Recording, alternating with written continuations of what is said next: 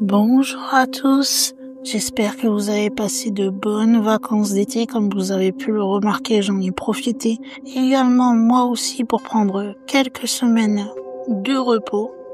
Mais me voilà tout de même de retour pour une nouvelle vidéo. Aujourd'hui je vous emmène dans le domaine ufologique puisque je vais évoquer avec vous dans cette vidéo une des races supposées d'aliens qui sont censés être peut-être parmi nous déjà, que sont les tall white en anglais et donc les grands blancs en français. Mais avant de vous en dire plus, je vous invite, tout comme avant, je ne change pas les habitudes, à vous installer bien confortablement, à prendre peut-être quelque chose à grignoter, un petit quelque chose à boire. Pour s'hydrater, cela ne fait jamais de mal. Et pour ceux qui m'écoutent en façon podcast, ne changez pas non plus vos habitudes et écoutez simplement ma voix et peut-être découvrez un peu plus sur ces étranges aliens. Imaginez-vous dans le désert du Nevada. Car oui, ce sont là apparemment que les tall white se seraient fait voir. Du moins, c'est ce que disent certains témoins. Ils affirment avoir vu de hautes silhouettes pâles qui étaient d'ailleurs presque humaines, mais pas tout à fait. Qui sont ces fameux êtres que certains vont surnommer alors les tall white? Est-ce que c'est possible que ceux-ci collaborent avec l'armée américaine? Eh bien, c'est ce que je vais essayer de vous expliquer et j'espère que vous allez plonger avec moi dans cette vidéo pour découvrir peut-être l'un des plus grands secrets de l'ufologie contemporaine. Pour vous donner un petit contexte général, généralement lorsque on vient à parler d'extraterrestres, les premiers noms qui vont venir en tête vont être surtout les gris, les reptiliens en grande majorité et peut-être aussi pour certains les pléiadiens. Et ça s'arrête un peu là. Mais il se trouve que plusieurs témoignages militaires ont été rapportés et eux parlent d'autres races aliens qui auraient été en contact avec eux ou qui se seraient fait voir. Et certains de ces témoignages sont quand même assez troublants. Une des races aliens qui revient le plus dans ces témoignages, c'est une race qui est plutôt discrète et mystérieuse, que l'on appelle les tall white, ou comme je vous disais en traduction française, les grands blancs. Ces êtres seraient en contact avec l'humanité depuis des décennies déjà. Et tout cela se passerait dans l'ombre des bases militaires, américaines bien sûr. Mais qui sont ces fameux grands blancs? Eh bien, ce serait une espèce de l'ordre de ce qu'on appelle les fameux extraterrestres gris. Leur nom, donc grand blanc, leur a été attribué car elles ressemblent aux extraterrestres gris, cependant elles sont beaucoup plus grandes que ceux-ci et aussi ont la peau beaucoup plus blanche que les gris. Ceci pourrait s'expliquer par le fait que cette espèce des grands blancs aurait eu recours à de nombreuses manipulations génétiques, en particulier des manipulations avec une autre race extraterrestre que l'on appelle les nordiques. Ce qui amènerait son apparence actuelle qui serait une apparence entre l'humain et l'extraterrestre. Physiquement parlant, ces grands blancs mesureraient entre 1m80 et 2m10. Il y en a même certains qui peuvent atteindre 2m25. Leur grand corps serait mince avec une apparence blanche très pâle.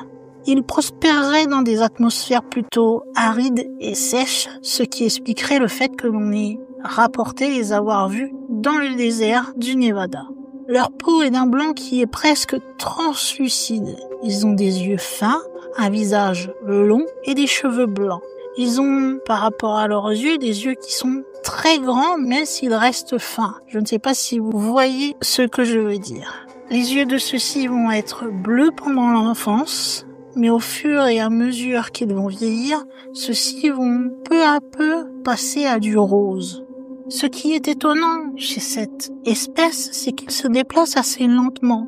Et le plus intriguant, c'est qu'on a l'impression lorsqu'ils marchent qu'ils sont en train de flotter sur le sol. Alors comme je vous le disais, ils ont l'air assez minces, frêles, mais malgré cette réputation d'être physiquement pas très forts, il faut dire ce qui est. Il se trouve que avec les fameuses manipulations génétiques dont je vous ai parlé qu'a subi leur espèce, eh bien, leurs membres longilignes vont leur permettre de se déplacer plus rapidement qu'un coureur humain.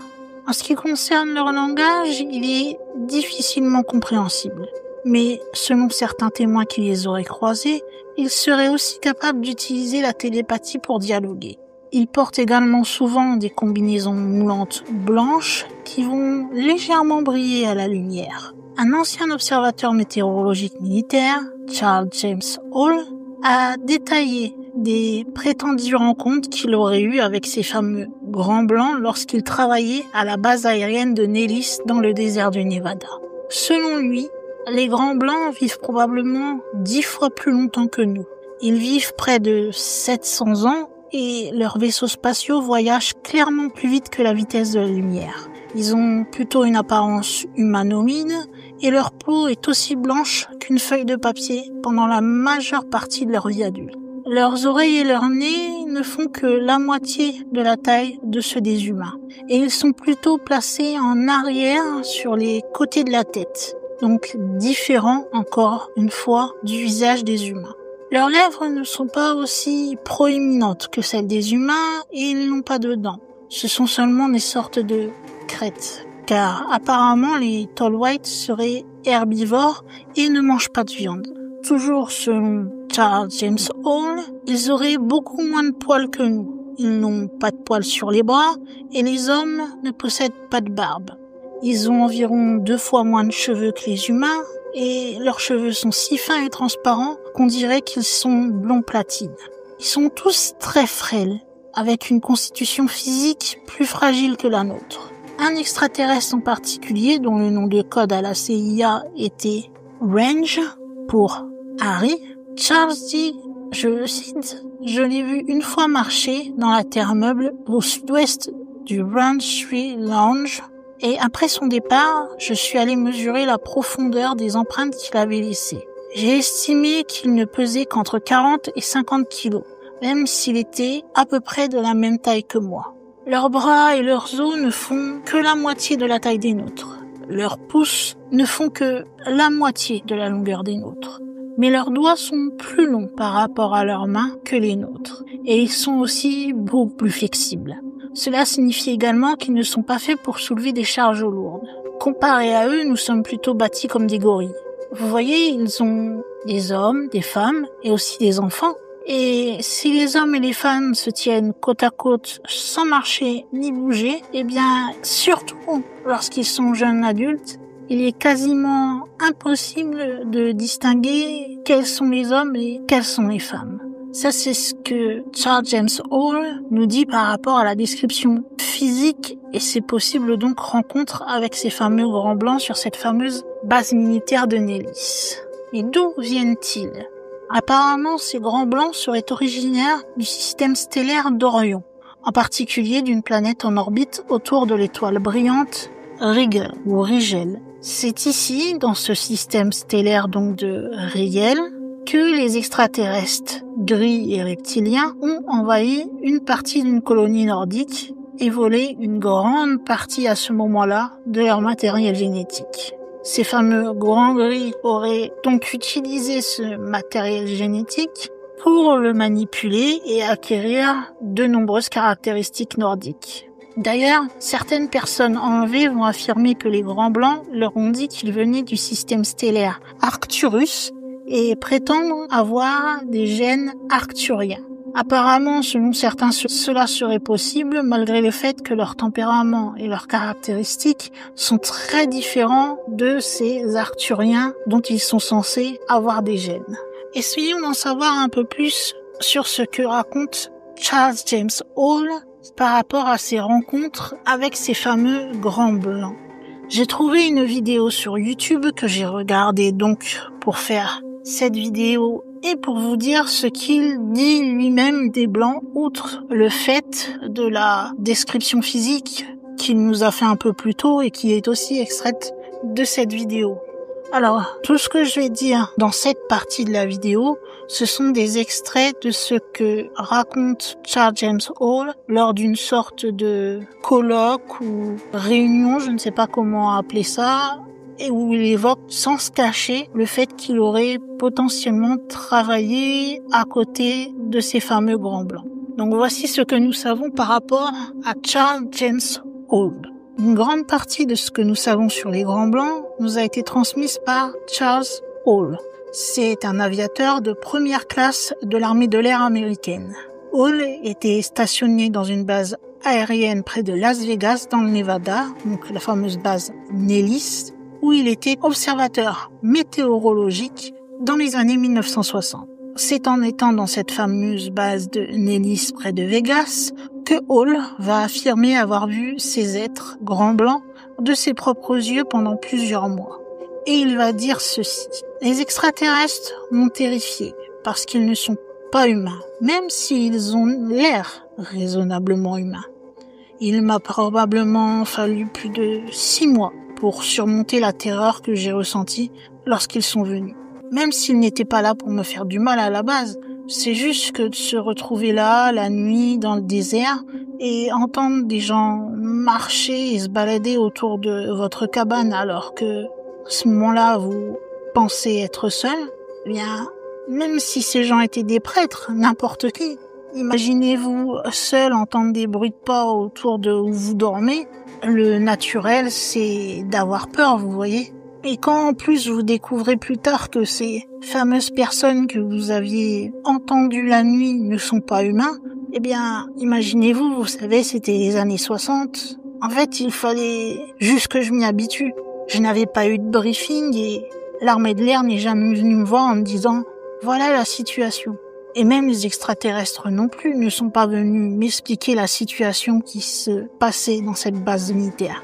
Ils ne sont jamais venus m'apprendre quoi que ce soit d'ailleurs. Ils venaient quand ils voulaient et ils partaient quand ils voulaient.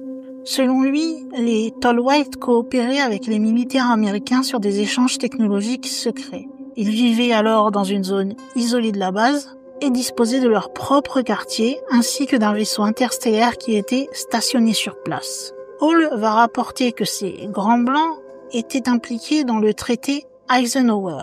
Ils échangeaient des connaissances extraterrestres avancées contre un abri, des vêtements et la liberté de mener certaines expériences de leur côté également.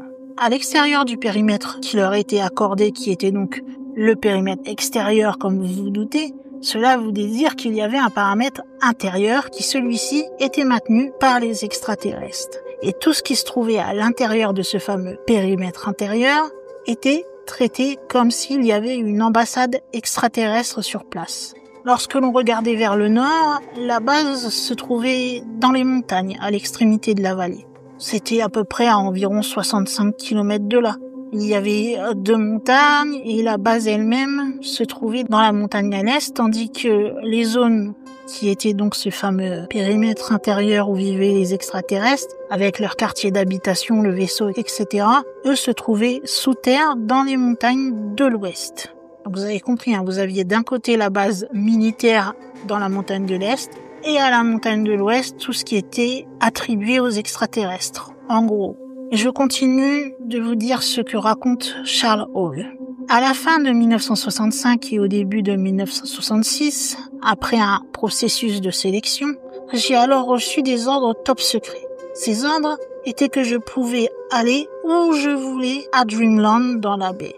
Alors Dreamland, c'est le nom en gros qu'il va donner à la base extraterrestre. La base se trouve en fait dans la zone 54 et la zone d'habitation s'appelle la zone 53. Et Dreamland, du moins à cette époque, et je suppose que c'est toujours le cas aujourd'hui, correspond à la zone 53, la zone 54, donc la zone d'habitation, la base extraterrestre, mais également certaines parties du désert du sud-ouest.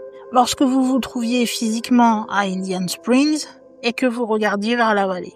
Au fil du temps et de son travail dans cette base, apparemment, Charles Hall serait devenu très proche de ce groupe de grands blancs qui venaient et qui vivaient sur la base. Il confie que, normalement, au premier abord, ce n'est pas une espèce qui faisait totalement confiance à l'humanité. Mais à force de côtoyer Hall, ils ont commencé à montrer des petits signes prouvant qu'ils s'habituaient également eux aussi à lui.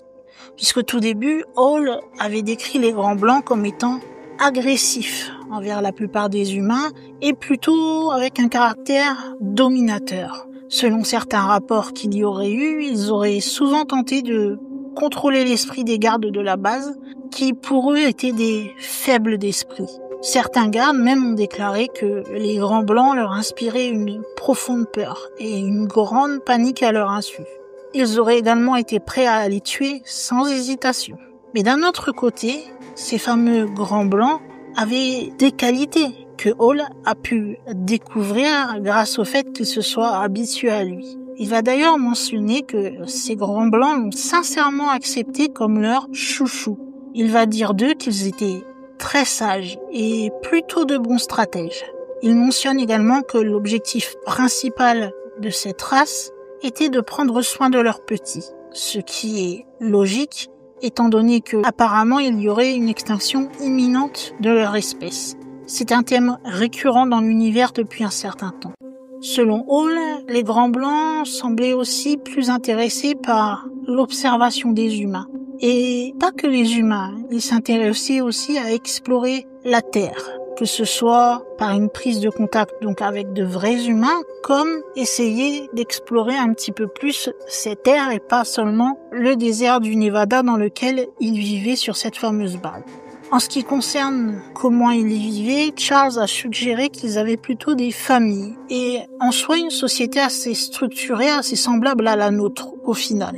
En ce qui concerne leurs vaisseaux spatiaux, il arrivait quelquefois, puisque un bâtiment était conçu pour cela, toujours selon Charles Hall, que de grands vaisseaux arrivent et repartent à l'heure qu'ils avaient prévue. Ils arrivaient parce qu'ils étaient propulsés par la gravité, ils restaient un petit temps à la base, généralement 2 semaines, et vers minuit, ils repartaient, c'était toujours la nuit de la nouvelle lune. Parce que là encore, pour repartir, ils se serviraient apparemment de la gravité. Si tout se passait bien pendant ces 2 semaines, eh bien, on ravitaillait le vaisseau spatial pour les extraterrestres, on y mettait du carburant pour faire le voyage retour, on réparait s'il y avait quelques petits accidents pendant le voyage, et pendant ce temps-là, eh bien, l'espèce des Grands Blancs descendait et se dégourdissait les jambes, un peu comme si nous partions en voyage dans un pays pour 2 semaines, quoi, si on peut dire cela comme ça.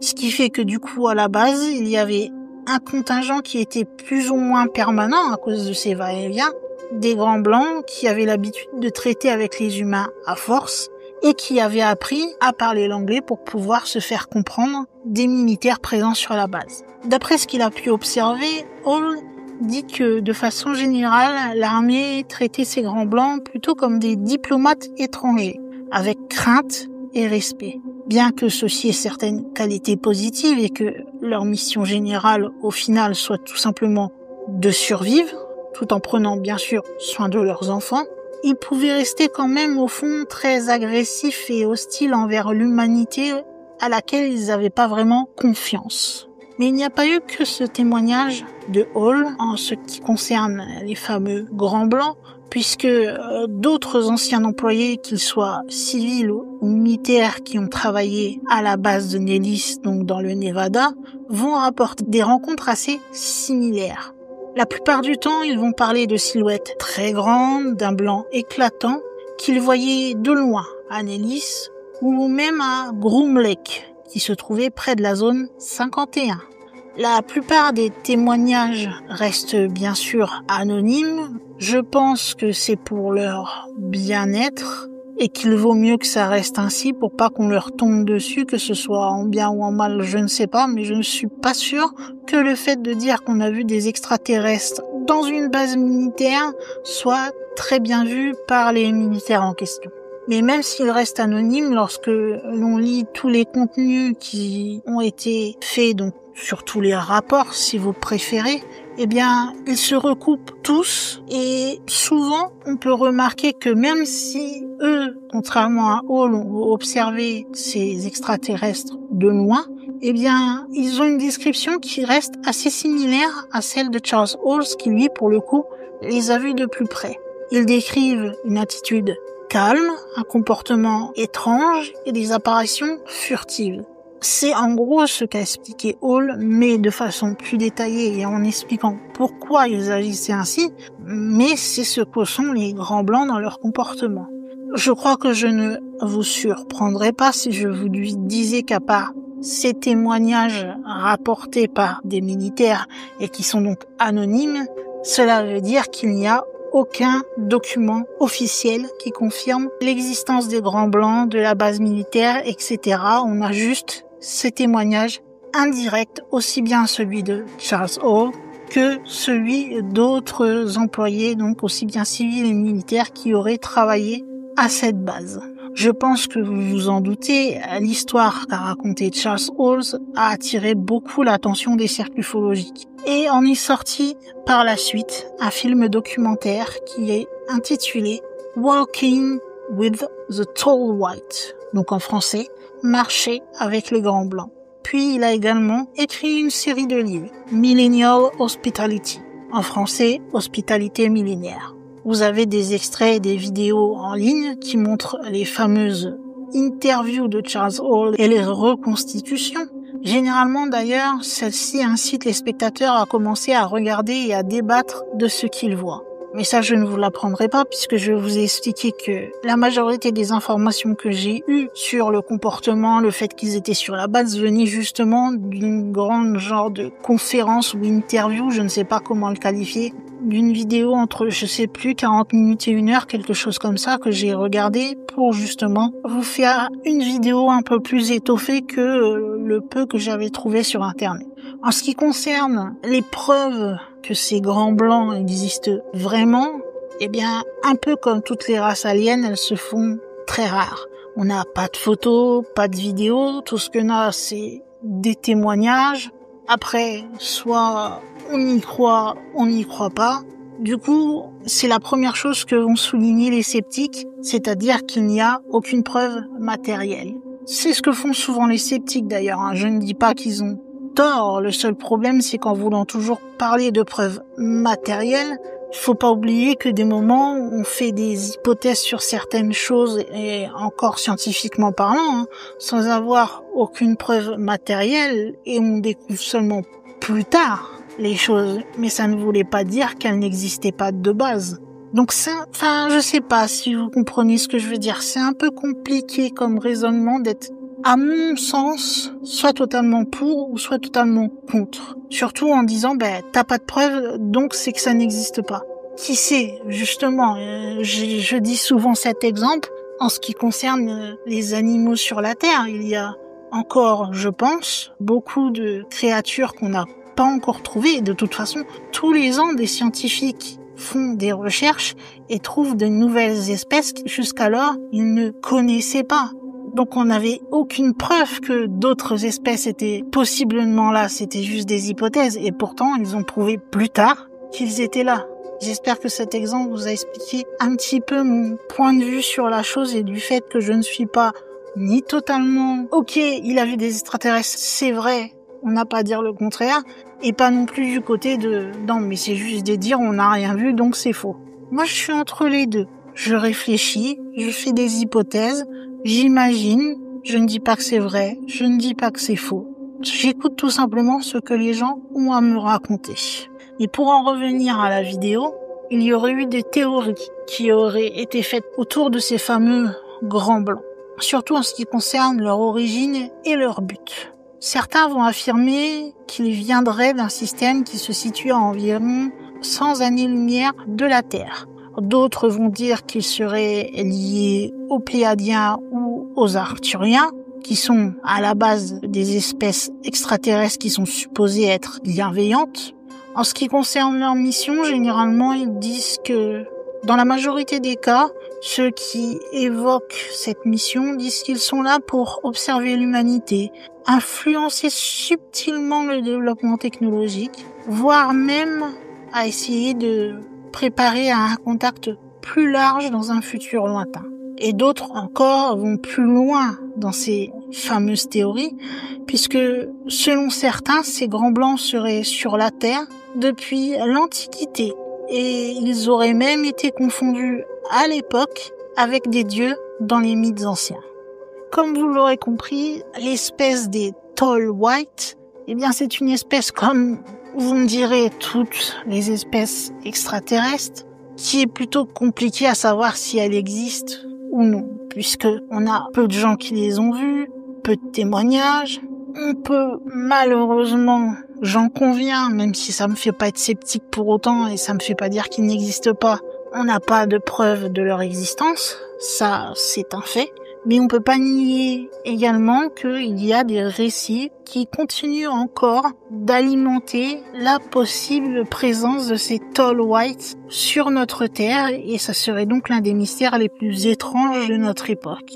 Après, s'ils existent vraiment, on peut se demander, malgré la description qu'on a fait Charles James Hall, en toute logique, on pourrait penser, est-ce que cette histoire est tout simplement une légende, c'est-à-dire que les témoins auraient vu quelque chose mais qui n'avait rien à voir avec des extraterrestres, ou que Charles Hall aurait inventé son discours.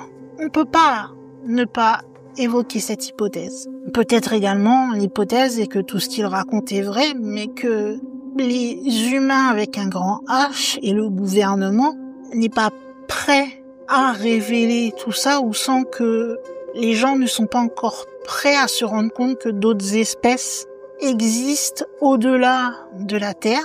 Puis après, on peut se demander si, en effet, comme certaines théories le disent, si ces visiteurs qui sont plutôt assez silencieux, calmes, qui ne font pas parler d'eux, est-ce qu'au final, ils sont pas là depuis bien plus longtemps que nous, et cela veut dire qu'ils connaissent mieux la Terre que nous?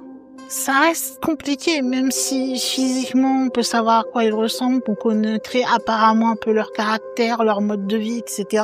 Il y a quand même des questions qui restent en suspens. Mais de votre côté, est-ce que vous vous posez des questions par rapport à l'existence des Grands Blancs? Est-ce que vous croyez à l'existence d'une potentielle race extraterrestre?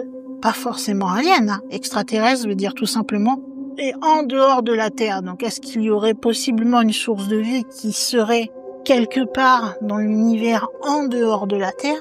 Est-ce que vous avez déjà entendu parler de ces fameux Grands Blancs, ou est-ce que de votre côté vous avez déjà entendu parler de certains témoignages avec d'autres espèces, ou peut-être avez-vous vécu une histoire avec des ovnis ou d'autres espèces d'extraterrestres? Est un spectre féminin qui apparaît souvent dans des châteaux et manoirs, si vous portant des vêtements blancs ou de deuil. Il vous suffit tout simplement d'aller sous la vidéo dans une section qui s'appelle la section commentaires et de me dire ce que vous avez pensé de la vidéo, aux questions que je vous ai posées il y a quelques secondes, me dire ce que vous en pensez. Enfin, tout ce que vous voulez exprimer sur ce sujet, si vous connaissez un peu plus de choses et que vous voulez éclairer sur certains points que j'ai peut-être omis dans cette vidéo pour d'autres qui viendraient et qui pourraient comme ça, s'ils viennent sur la vidéo, avoir quelques informations supplémentaires, j'accepte avec plaisir. Je sais très bien lorsque je fais une vidéo que je ne suis pas une source inépuisable d'informations, qu'il se peut que j'omette certains points. Voilà, dites-moi tout ça dans les commentaires. Si vous avez aimé cette vidéo, vous savez que vous pouvez la liker ou cliquer sur le petit pouce en l'air. Vous pouvez également, si ce n'est pas encore fait, vous abonner pour de nouvelles vidéos dans ce style et concernant le surnaturel de façon générale. Et si vous êtes abonné, normalement, vous avez une petite cloche qui est apparue. C'est pour ne manquer aucune vidéo qui est publiée sur la chaîne. Donc pour cela, il vous suffit de cliquer dessus, d'activer toutes les notifications, comme ça, dès qu'une vidéo sera publiée, YouTube vous enverra une notification, vous n'aurez plus qu'à cliquer dessus et vous aurez le lien de ma vidéo, tout simplement. Je crois, mes chers amis, qu'il va falloir, après toutes ces explications, refermer le chapitre concernant les Tall White ou Grands Blancs et ranger le livre dans la section race alien ou race espèce extraterrestre, selon comment vous voulez nommer celle-ci. Et puis qu'il va être également temps pour moi, en tant que gardienne de cette immense bibliothèque, de fermer les portes de celle-ci et de vous dire à la semaine prochaine pour une nouvelle vidéo. Bye!